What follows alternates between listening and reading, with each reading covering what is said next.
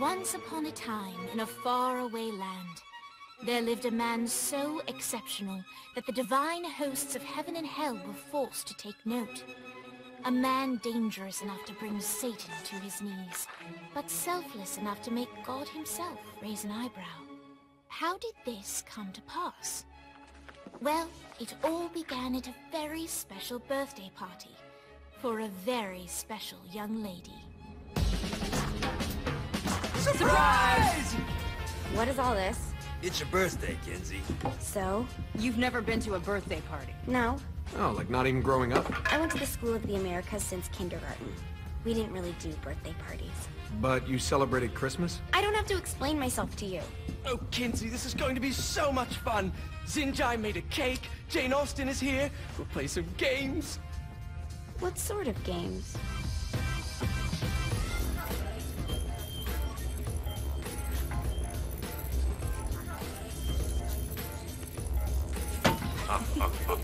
So you celebrate birthdays by trafficking with spirits? It's spooky and fun. It's a bunch of letters. It's tradition.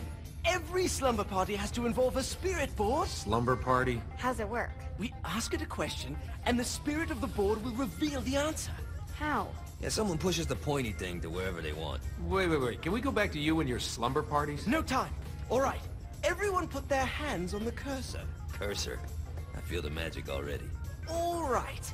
Will the President/God Emperor for life ever choose a partner to reign alongside them? No.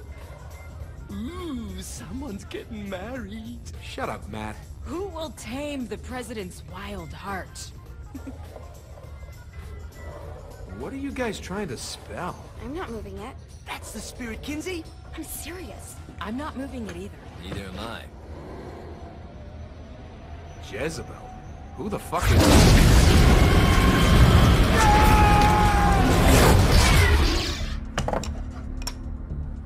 Is that not normal?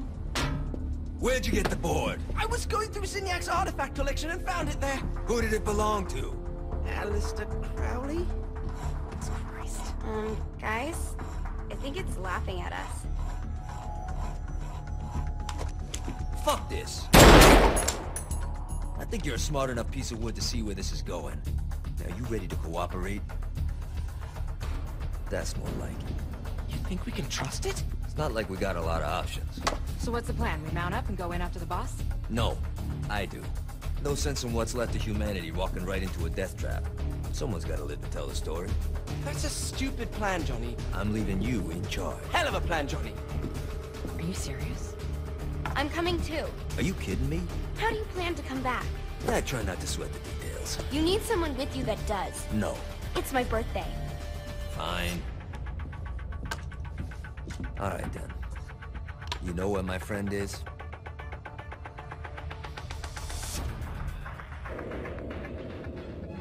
True to its word, the spirit board opened up another portal and sent Johnny and Kinzie screaming into hell.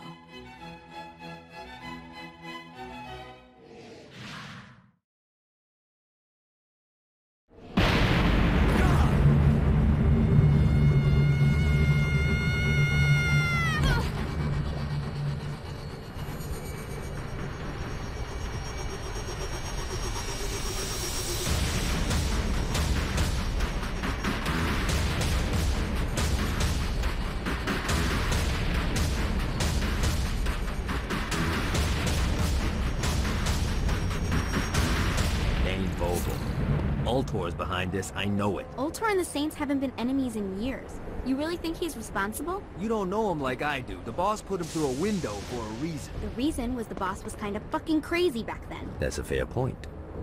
You know how much easier this would be if we just found a car? You know how much easier this would be if you just gave me a second?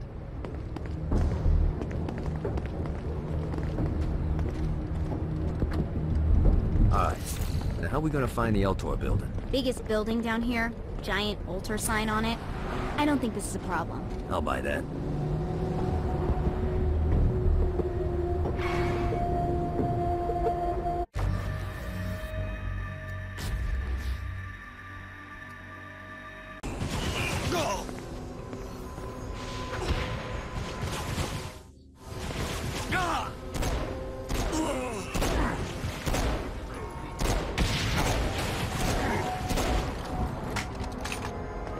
I'm surprised you haven't gone to the altar building to work up Dane yet.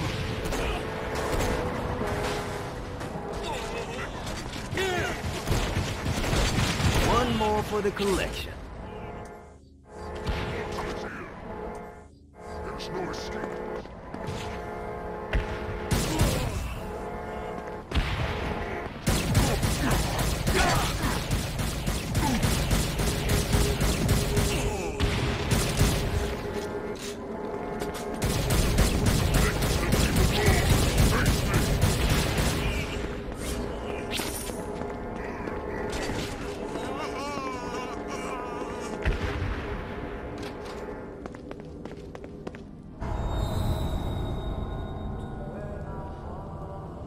Welcome to hell.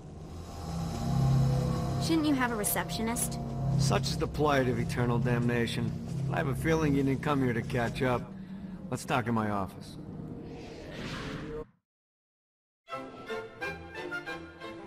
Not even death could stop the enterprising Vogel, who wasted no time in setting up an Ultor branch in the bowels of hell. Dane was eager to fill Johnny in on the ever-shifting politics of land rights in the underworld. But real estate mattered little to Johnny, who only cared where his friend was. Where'd you put the president? I've been trying to explain that. I didn't take them. Bullshit. You expect me to believe you just happened to be the first thing we see in hell? Maybe it's just me, but your thank you sounds more like an accusation. That's probably because he plans to kill you. Okay. I get the trust issues. Can I show you something?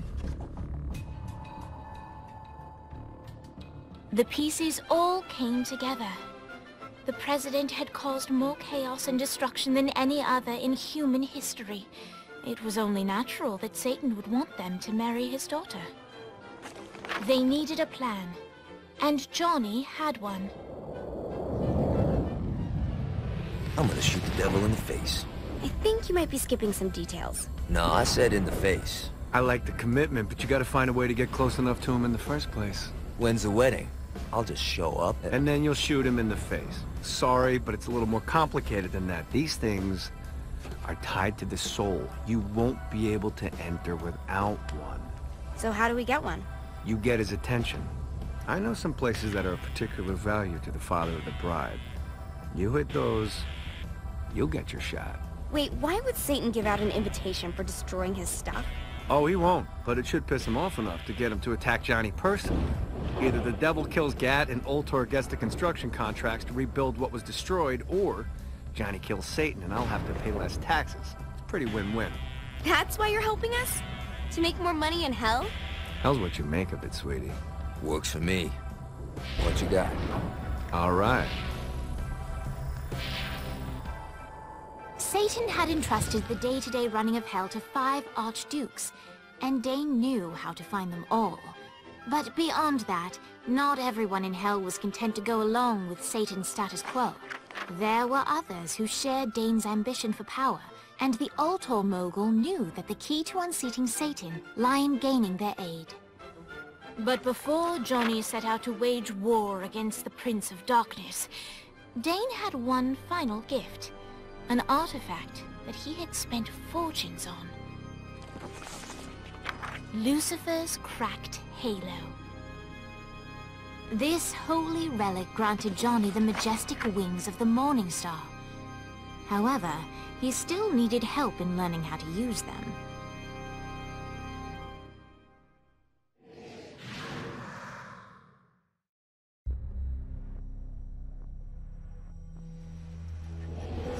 Alright, you got me out in the sticks, now what? Would it kill you to show a little excitement? You're about to experience angelic flight, for Christ's sake. Dane. Someone needs a nap. Just collect some soul clusters and power up the halo. You'll be flying around in no time. Great. Now you should have just enough clusters to power up your halo.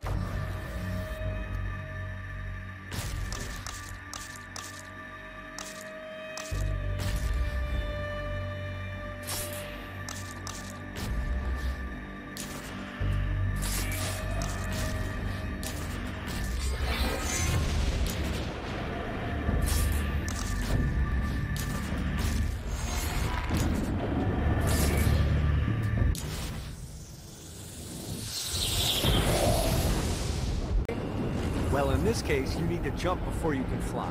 Launch yourself in the air with a jump, and then hold your wings out to glide to that next island.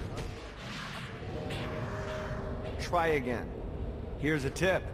You don't need to get a running start to fly. Just jump, then hold your wings out to glide. Let the wings do the work.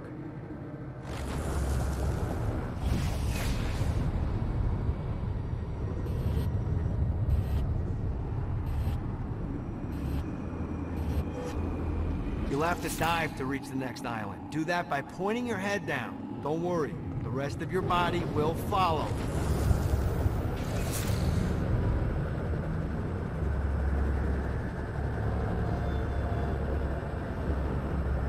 I put a shiny flap orb out in front of you. Collect the orb, and your wings will flap to gain speed.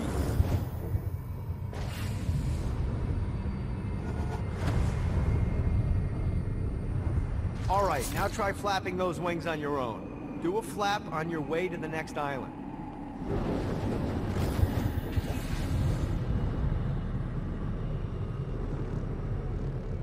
Yeah! The exact opposite of diving is climbing. Climbing will slow you down and eventually cause you to stall. And trust me, stalling sucks. You can flap while gliding to gain additional speed. So the faster you're going, the higher you can fly. Now try to reach the island up there. Alright, time to take the training wheels off for the final lesson. Flying takes stamina. If you run out in midair, you are going to drop like a rock. A stupid, stamina-less rock. Last island is right under those lava falls. Notice how your stamina drains the longer you glide. Let's get you back to the Ultor building. I want to run through all the stuff you can do to hurt Satan. Sure thing. See you soon. Here's the deal. If you want some FaceTime with Satan, you need to get his attention. Now, Satan hates being challenged, so anything you do to undermine his control is good. Fraud, mayhem, shooting demons in the face, anything. You can keep track of Satan's wrath with this handy meter. Get it high enough and you'll be having drinks with Big Red in no time. I've compiled a list of shit to do, so take a look and do whatever sounds fun. Oh, one more thing. We have some potential allies down here. Trust me, you want to impress them.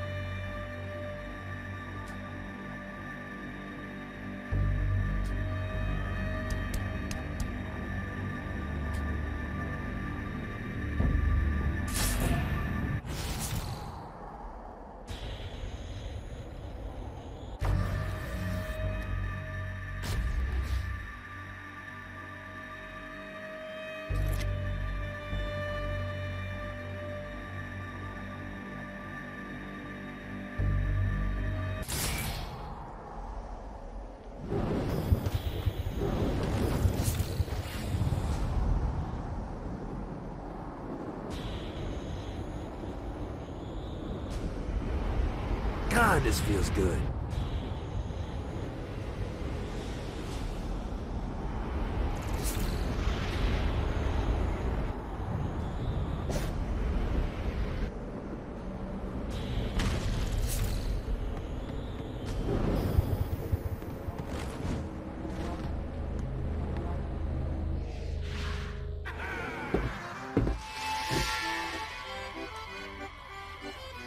Abandoned ship!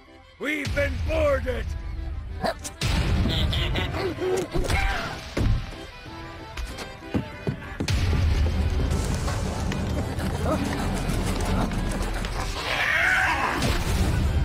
Get these damn things off my ship!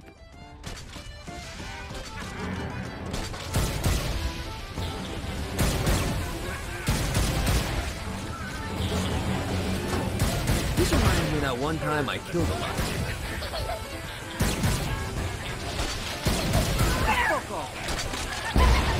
Mighty little bastard.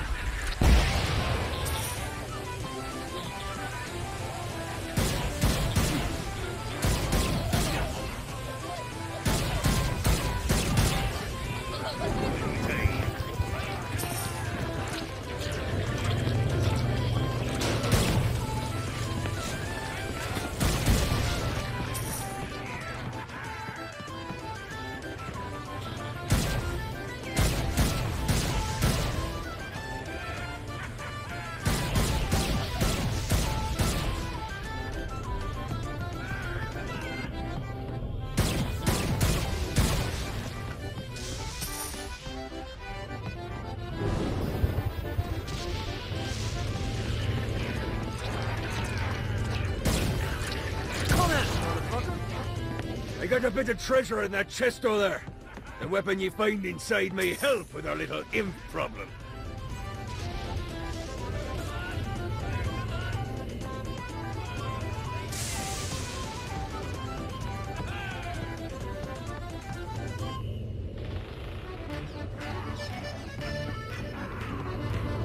I hope there's not something ridiculous like 100 of these to find.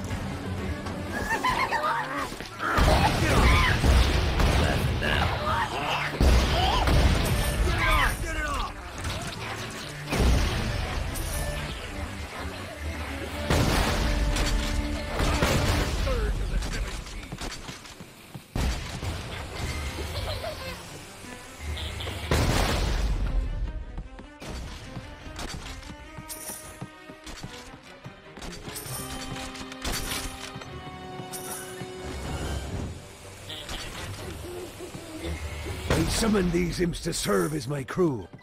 I forgot what a handful they could be. Once aboard, they wouldn't listen to their captain. They ran amok in the bowels of the ship.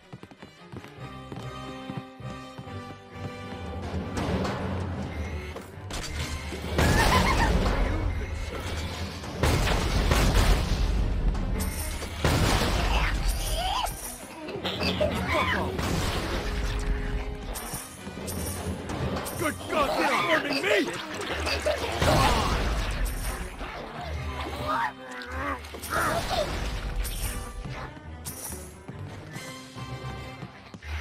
It's okay to drop the pirate voice. What pirate voice would that be? Wow.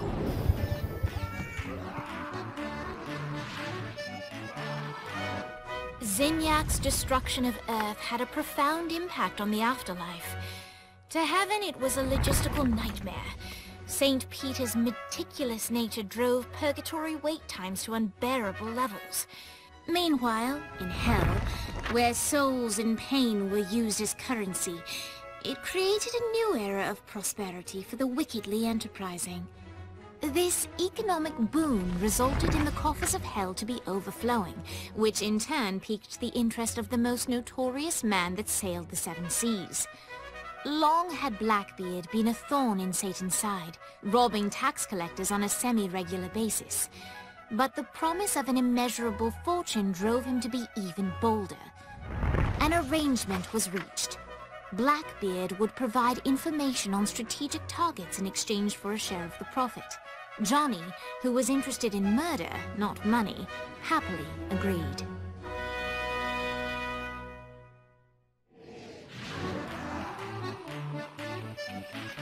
Grant ye the ability to summon my crew whenever they're needed.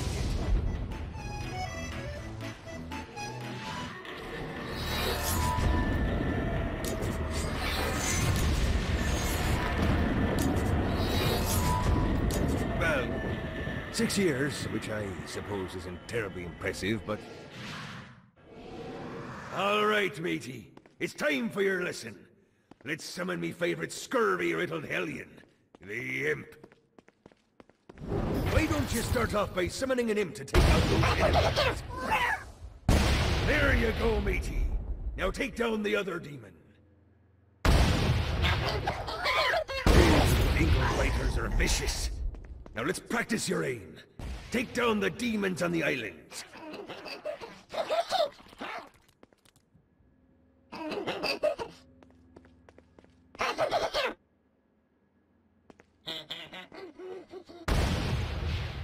Few things are as rewarding as pressing someone into service, am I right? Now get going. There's a whole wide world waiting to be plundered.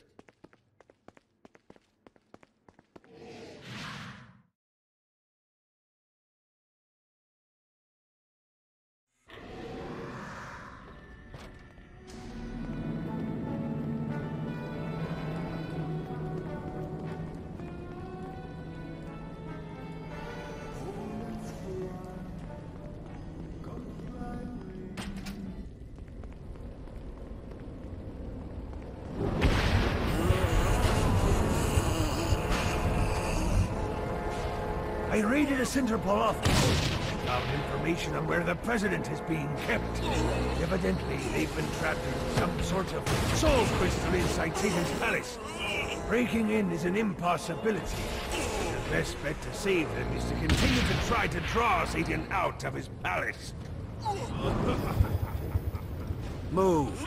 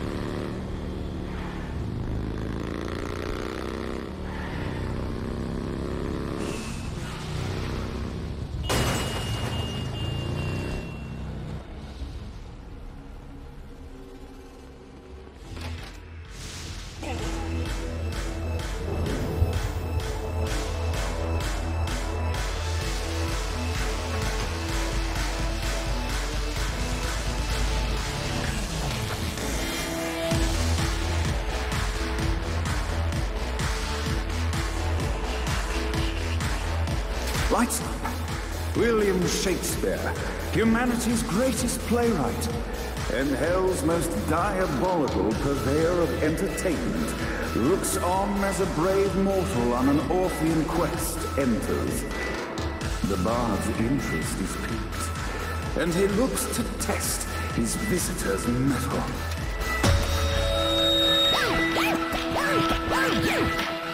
The masked tragedies were used to enemies cowering as they approached, but soon they realized that they faced a foe with courage and nobility, traits uncommon in the fires of perdition.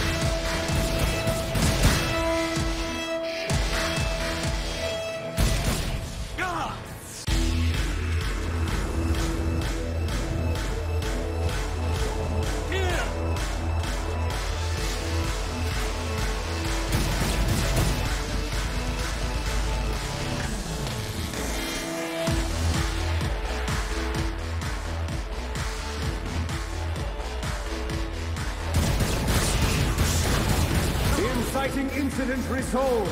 The time had come for rising action.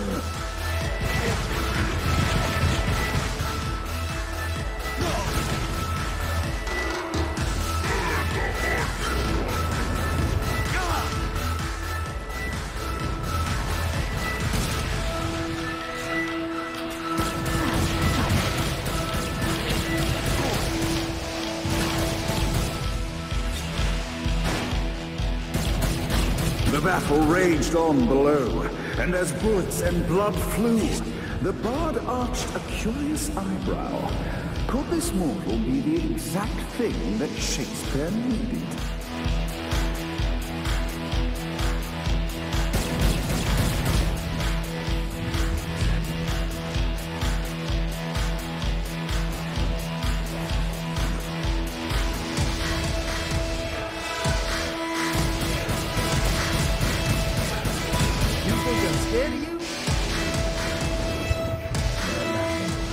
This battle is far from over, mortal.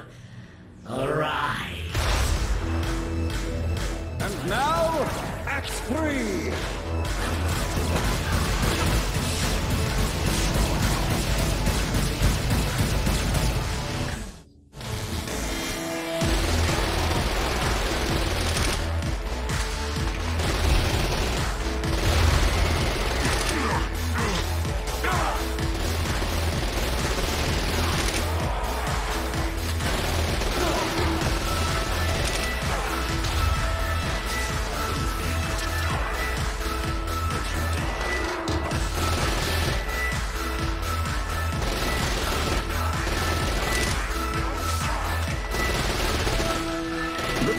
Resolved, Shakespeare eagerly awaited meeting the champion that dispatched so many of his men.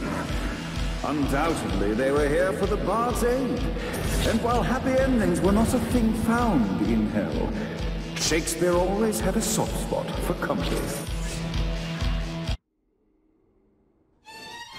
In the land of the living, William Shakespeare is regarded as one of the most prolific playwrights of all time. However, to the denizens of hell, the bard is seen in a far different light. After selling his soul for fame and adoration, Shakespeare served in hell as Satan's spy master general. In doing his duty, Shakespeare would punish the souls he was investigating by forcing them to perform in grotesque passion plays for Satan's amusement. But in a Twelfth Night-esque twist, Shakespeare found himself living a double life. While he projected an image of cruelty, his heart was as soft as Jezebel's. In secret, he would tutor her on the classics and act out the works of his mortal days. When Satan found out, he cast Shakespeare out of the palace, believing that the poet would be tormented by the populace of hell, far out of Jezebel's sight. But Satan had not counted on the bard's cunning. Embracing his persona of master torturer, Shakespeare and his followers, the tragedies, took root in the entertainment district, biding their time for revenge.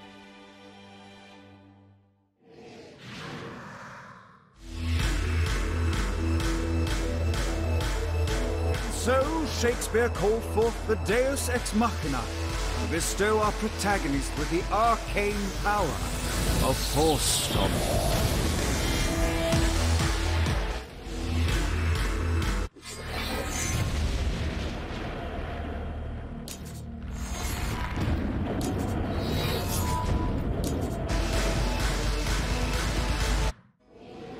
Lights up. The mortal stands in the training grounds, eager to try out his new Force Stomp power on the group of demons in front of them.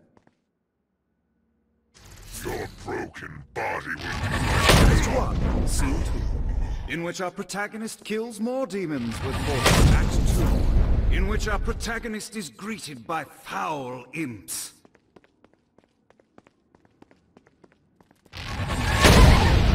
Oh, not another one of these. Act 3, in which our protagonist learns that Force Stomp even works on flying enemies, enabling them to remove a Dark Inciter's shield before shooting them to... The day is won, and the curtain closes on our noble hero.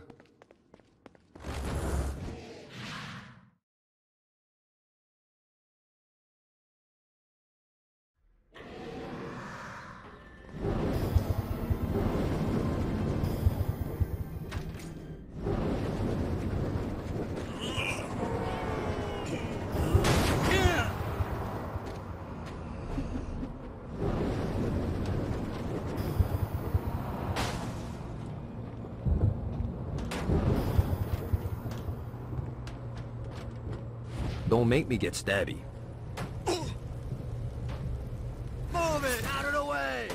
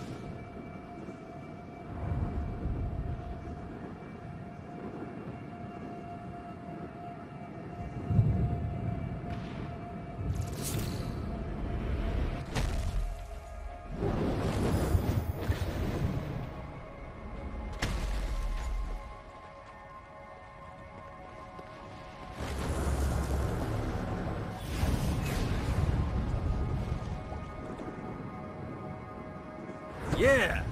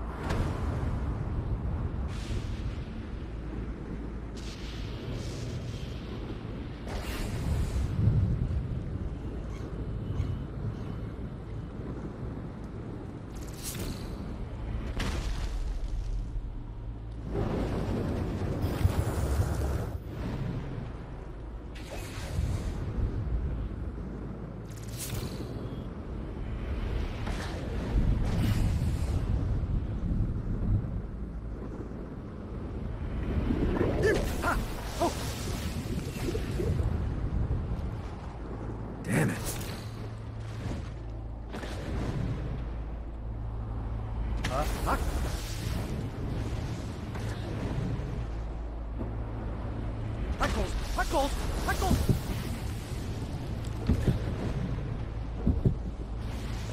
Running out of juice.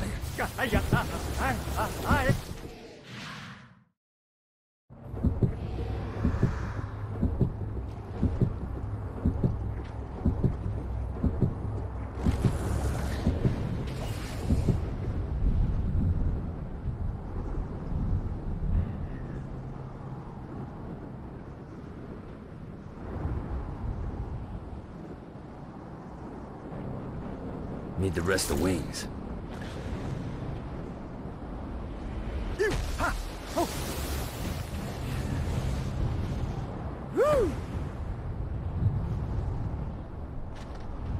Damn it.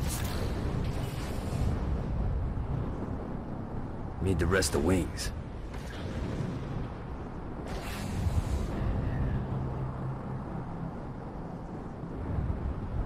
Damn it. This is bad timing. Running out of juice. This is bad timing. Need the rest of wings.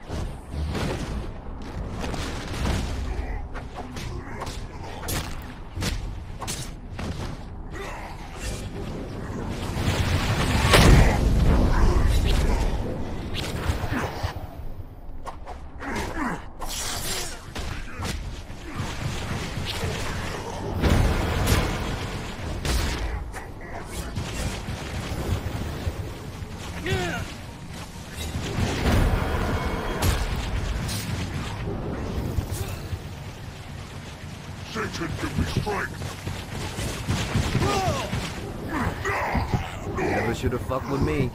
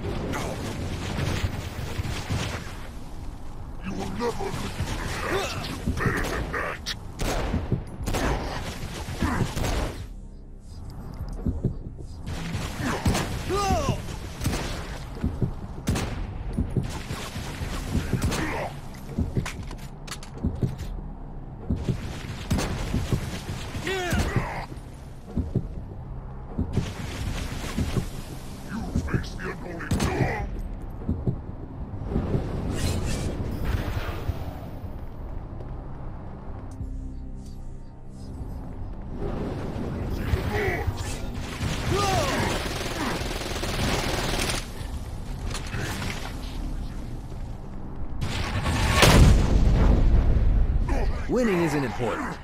It's the body count.